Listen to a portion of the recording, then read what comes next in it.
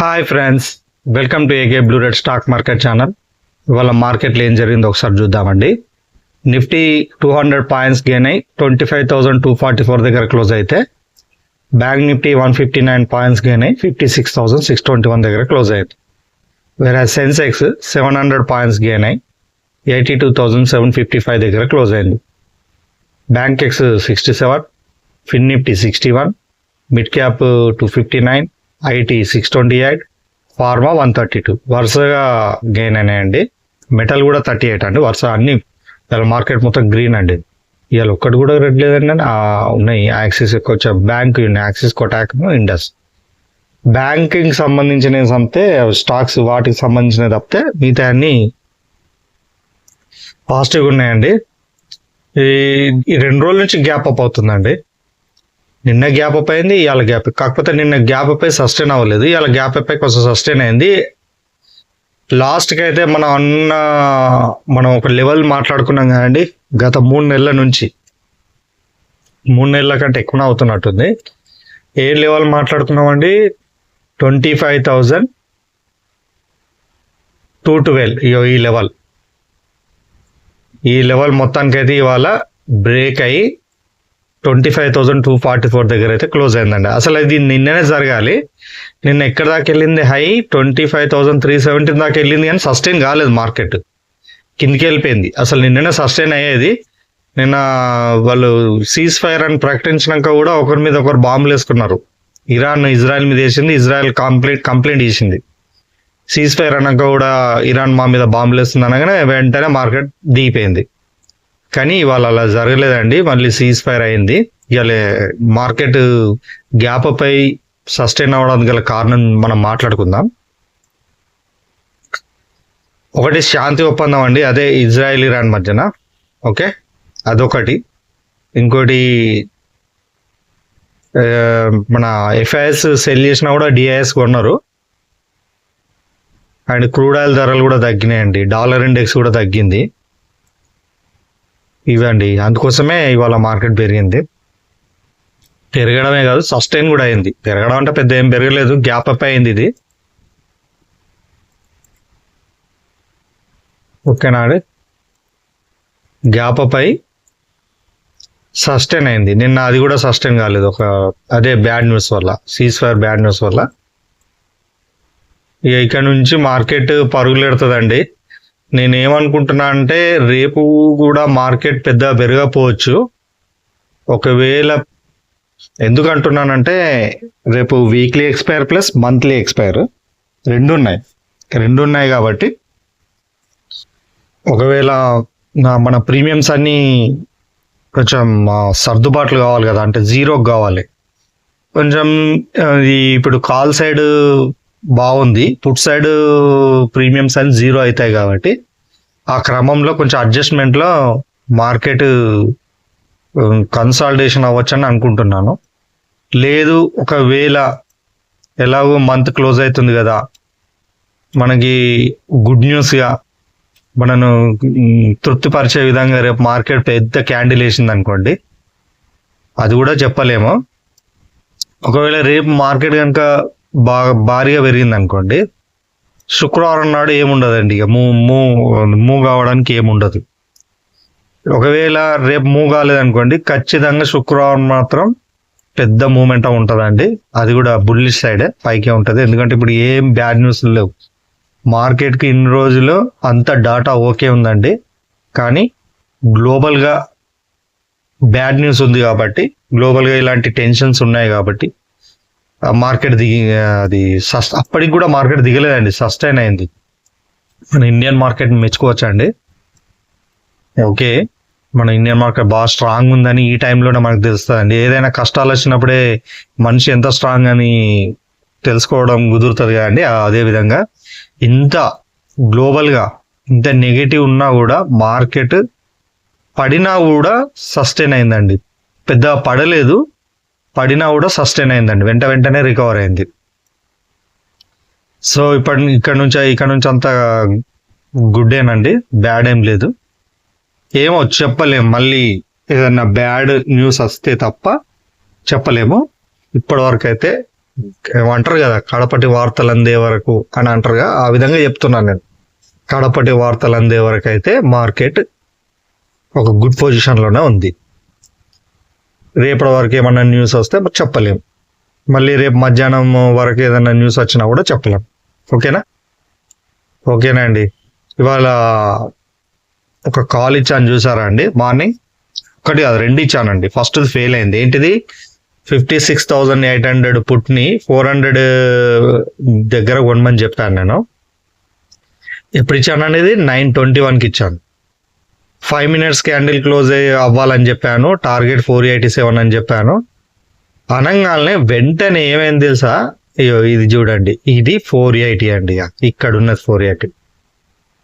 ఇక్కడ కొనమన్నాను, టార్గెట్ ఏమో 480 అని ఇచ్చాను నేను. 480 అంటే ఎంత? 487 అంటే అయ్యో ఇక్కడ ఇచ్చాను టార్గెట్. ఇది 487. ఎంట్రీ ఇక్కడ ఇచ్చాను, టార్గెట్ ఇక్కడ ఇచ్చాను. కానీ అది ఏమైందండి, వెంటనే నెక్స్ట్ క్యాండిలే, ఫస్ట్ క్యాండిల్ మంచిగానే మురిపించింది, ఇట్లా పైకి వెళ్ళింది. వెంటనే నెక్స్ట్ క్యాండిల్ టగాడగడగడగా ఎన్ని పాయింట్లు దిగిందండి ఇది? దాదాపు నేను చెప్తానండి అది ఎన్ని దిగిందో. 44 పాయింట్స్ దిగిందండి. ఎంత లాస్? 1320, 1,300 రూపాయలు లాస్ అండి. వెంటనే నేను ఏం చెప్పాను, ఎగ్జిట్ అయిపోండి అని చెప్పాను. నేను ఎగ్జిట్ అవ్వమన్న టైంకి నేను క్యాలిక్యులేట్ చేస్తే 1,320 రూపాయలు లాస్ అండి. మళ్ళీ నెక్స్ట్ కాల్ ఎప్పుడు ఇచ్చానండి? 56,100 కాల్ని 9:31కే ఇచ్చాను. ఏది? బై అబో 547 అని చెప్పాను. 547 చూడండి, ఇయో 547 మీద బై చేయమని చెప్పాను. టార్గెట్ 620 అని చెప్పాను, ఫస్ట్ టార్గెట్. సెకండ్ టార్గెట్ ఎంత చెప్పానండి? First target 620, second target 690. అది కూడా విత్ ట్రయల్ స్టాప్ లాస్ తోటి చేయమని చెప్పాను, ఒకవేళ ట్రై చేస్తే. ఇప్పుడు ఇది ఎంత అండి? సెకండ్ కాల్ది 73 పాయింట్స్కి నేను. అంటే మొత్తం ఎంత అండి? ఫస్ట్ లాస్ నుంచి వచ్చిన ప్రాఫిట్ తీసేస్తే ఎంత? ఫస్ట్ లాస్ 1320, తర్వాత వచ్చిన ప్రాఫిట్ 2190 తీసేస్తే 870 ప్రాఫిట్లోనే ఉన్నామండి. లాస్ట్కి ఇది ఒక లాట్కి. చివరికి అయితే మనం 821, 870 రూపీస్ ప్రాఫిట్లోనే ఉన్నాం. అందుకోసం వెంటనే ఏం చేశాను, ఇలా రికవర్. అందుకోసం నేను చెప్పాను, సెకండ్ కాల్ని ఎవరైనా సీరియస్గా తీసుకున్నట్టుగా లేదు, అందుకోసం ఎవరు లైక్ బటన్ కొట్టట్లేదని కూడా చెప్పాను నేను. ఎవరైనా తీసుకొని ఉంటే దయచేసి కనీసం ఈ వీడియో కామెంట్ బాక్స్లోనే కామెంట్ చేయండి. ఓకేనా? నేను ఒకటే కాల్ ఇస్తానండి, అలాంటిది 2వ కాల్ ఇచ్చానంటే అర్థం చేసుకోండి. అంటే గొప్ప కాదు, మళ్ళీ 2వ కాల్ కూడా ఫెయిల్ అయితే ఫెయిల్ అవ్వచ్చు కానీ నాకు కాన్ఫిడెంట్ ఉంటేనే నేను ఇచ్చాను. నేను లేకపోతే కాన్ఫిడెంట్ కూడా అసలు 2వ కాల్ ఇవ్వనండి. ఓకేనా? దీంతో 10 కాల్స్ సక్సెస్ అండి. మీకు ఇచ్చిన నేను హామీ ఏంది 15 కాల్స్ అన్నాను. ఇక రేపటికి ఎక్స్పైర్ అయిపోతుంది. ఈ మంత్ కొంచెం గ్లోబల్గా ఉన్న న్యూస్ల వల్ల కొంచెం మార్కెట్ని అంచనా వేయడం కష్టం అవుతుందండి. మన లెవెల్స్ కూడా కొంచెం బాగా డీప్గా ఆలోచిస్తే కానీ నేను పట్టుకోలేకపోతున్నాను. అందుకోసమే 11 అప్పటికి కూడా ఇంత బ్యాడ్ సిచ్యువేషన్లో కూడా, ఈ మంత్ బ్యాడ్ సిచ్యువేషన్ అండి. ఈ గ్లోబల్గా వస్తున్న గ్లోబల్గా బాగుంటేనే మార్కెట్ పెడుతుంది. ఇంత బ్యాడ్ సిచ్యువేషన్లో కూడా మనం 11 కాల్స్ని సక్సెస్ చేసామంటే గ్రేట్ అండి. 10 కాల్స్ సక్సెస్ చేసినాయి. రేపటిది చూద్దాం, రేపు ఒకవేళ సక్సెస్ అయితే అది 11 అవుతుందండి. ఇంకా నేను ఈ మధ్య ఊరికి వెళ్ళానండి ఒక 2 days, అందుకోసం అది కూడా నేను కాల్స్ సరిగ్గా ఇవ్వలేదు. అది కలుపుకుంటే అక్కడికే వచ్చేదండి 13-14 అయ్యేది. ఓకేనా అండి? ఓకే, నా కాల్స్ కనుక మీకు లాభం చేస్తుంటే ప్లీజ్ నా వీడియోని నా ఛానల్ సబ్స్క్రైబ్ చేసుకోండి, నా వీడియోని లైక్ చేయండి, షేర్ చేయండి, మీ గ్రూప్లలో షేర్ చేయండి. ఓకేనా? రేపటి లెవెల్స్ గురించి మాట్లాడుకుందామండి. రేపైతే మా నిఫ్టీ అండ్ బ్యాంక్ నిఫ్టీ 2 ఎక్స్పైరీలు ఉన్నాయండి, కొంచెం జాగ్రత్త. మన లెవెల్స్ ప్రకారం ఫాలో అయితే సరిపోతుంది. ఎవరైతే ఇందమని కొంటున్నారో, అసలు ఎవరైనా కొంటున్నారో లేదో కూడా నాకు తెలియట్లేదు. కొంచెం దయచేసి ఎవరైనా ఐటీఎం కొంటే కింద కామెంట్ బాక్స్ లో కామెంట్ చేసి చెప్పండి, నేను ఐటీఎం కొంటున్నానని చెప్పేసి. అందరిని ఇచ్చే కాళ్ళ మీద డిపెండ్ అవుతున్నట్టు అనిపిస్తుంది నాకైతే.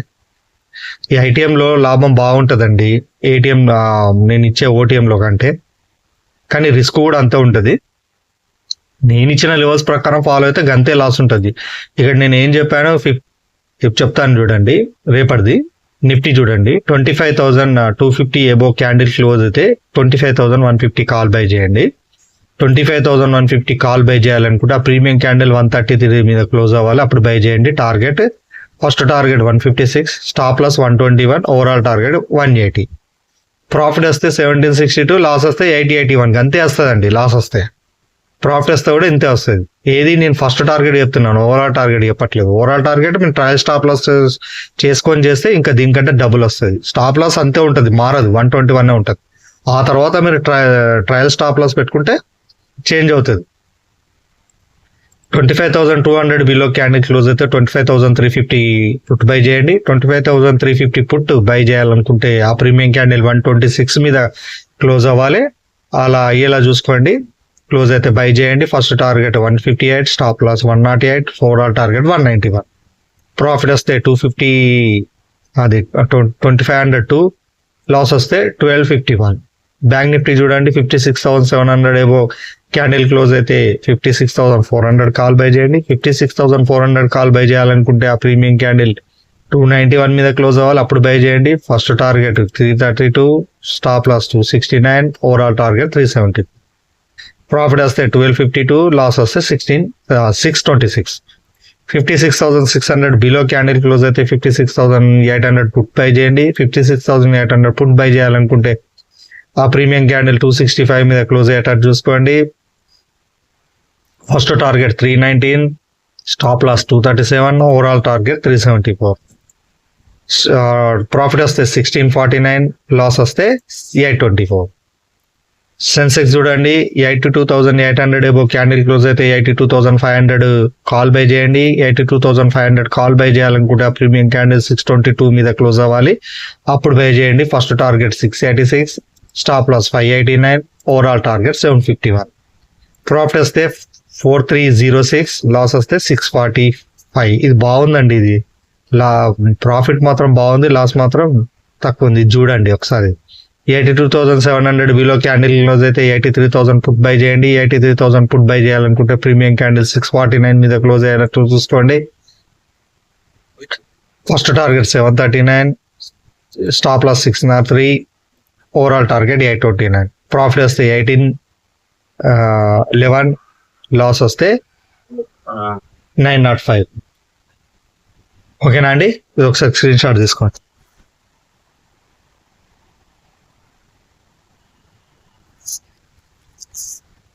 ఓకే అండి, నా కాల్స్ కనుక మీకు లాభం చేస్తుంటే ఈ కొత్తగా ఎవరైతే చూస్తున్నారో వాళ్ళు ఒకసారి నా పాత వీడియోలు చెక్ చేసుకొని సబ్స్క్రైబ్ కావచ్చండి. ఆ వీడియో కింద డిస్క్రిప్షన్లో వీడియో నా టెలిగ్రామ్ లింక్ ఇస్తున్నానండి. ఆ టెలిగ్రామ్ లింక్ ద్వారా నా టెలిగ్రామ్ గ్రూప్లో జాయిన్ అవ్వచ్చు. ఈ విధంగా నేను కాల్స్ ఇస్తాను. ఓకేనా ఓకేనండి, కొంచెం పాత వాళ్ళు దయచేసి నా వీడియోని స్ప్రెడ్ చేసే ప్రయత్నం చేయండి. ఓకేనా, సరేనండి, నేను మరో వీడియోతో మళ్ళీ రేపు కలుస్తాను. అంతవరకు టేక్ కేర్, బాయ్ బాయ్, జై హింద్.